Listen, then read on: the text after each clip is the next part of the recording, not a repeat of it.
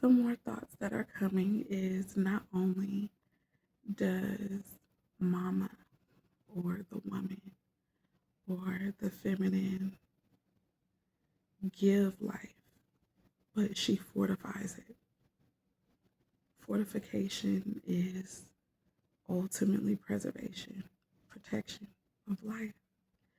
This is the reason why wisdom is the way that leads to life, and ignorance or foolishness or wickedness all leads to death, proverbially and physically, just as wisdom leads to life, proverbially and physically.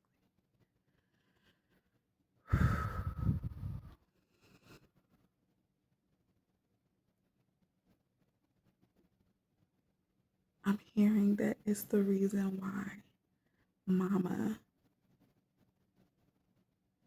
is both the most misunderstood and in some ways even underrepresented, but also the most vital and important aspect of all society. There are even things that are attributed to being masculine and therefore supposedly male that is female or feminine, like earth energy.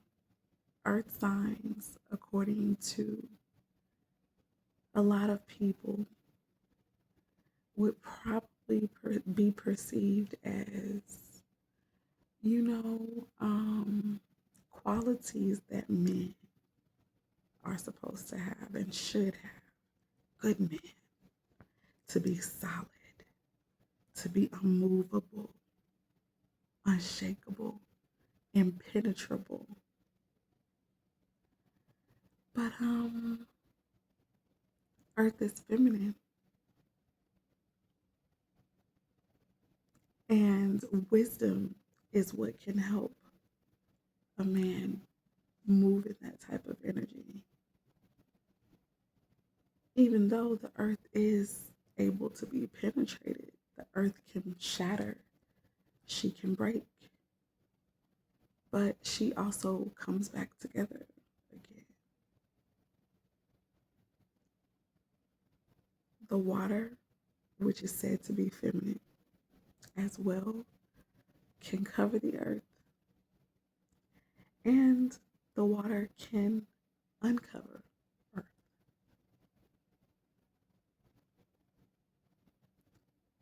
Earth can hold waters back,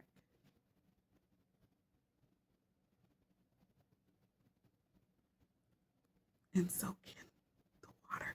Like, it's crazy. It goes back and forth, but both of those energies are feminine.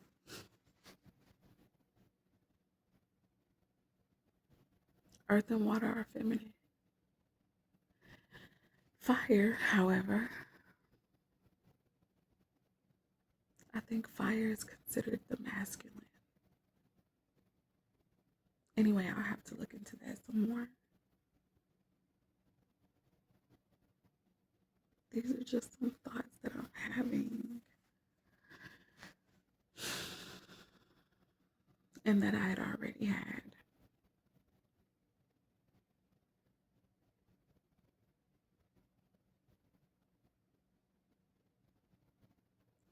In the spirit, you can embody whatever gender you want, because within the mother, the Holy Mother, resides the sons and the daughters.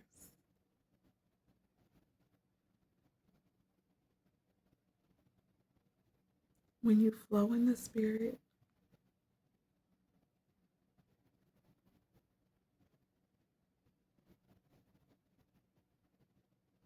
I would say that we're bound by laws of the spirit, laws of energy, not necessarily tied to any one gender, but actually to both of them. Because if one exists, the other one does.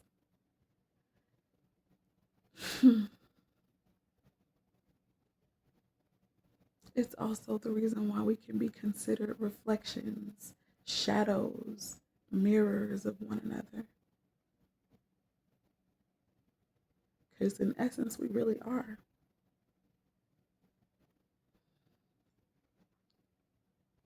We really, really are.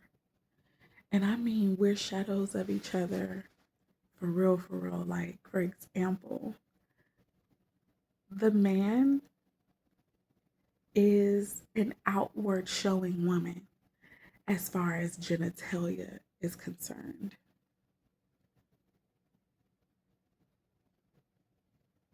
The shape of a man's genital area, it's still shaped like the woman's, but the woman's, her basically shadow of maybe what would be considered a phallic symbol or the genitalia of the male, it's just inside of her. It's on the inside, that which cannot be seen outwardly, but it exists. Their reproductive tracts and organs are literally made up in like the same shape and everything. Think about it real quick and I'm gonna let you go. I'm gonna be quiet on this note. But if you look at the woman's reproductive organs, you look at the fallopian tubes and the little, the places where the eggs are held, which I would call like the throne room or the Holy of Holies. Anyway, I digress. Those would be like the balls or the scrotums. The scrotums. I'm so sorry. I don't know if I could say that, but yeah, that would be the scrotum.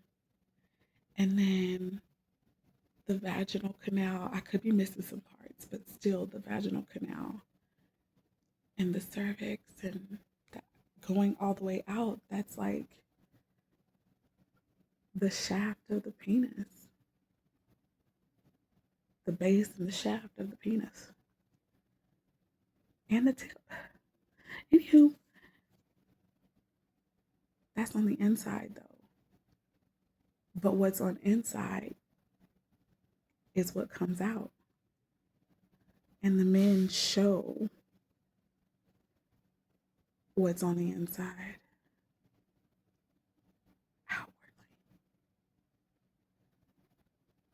Even in the way that men are supposed to act, like they're supposed to be expressive according to certain, to societal standards and norms.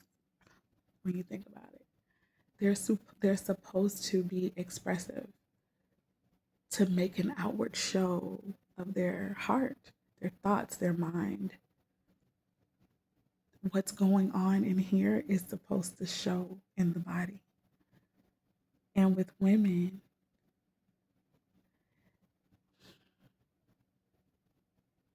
I feel like we can also show what's going on in the inside of us. It has to come out. But we can also take on the energy of others. We can give and receive, you know. Anyway,